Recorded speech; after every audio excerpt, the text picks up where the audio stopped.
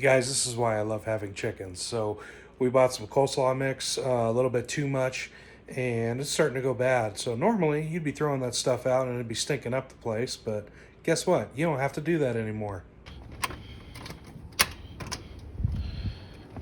Anybody hungry for some greens?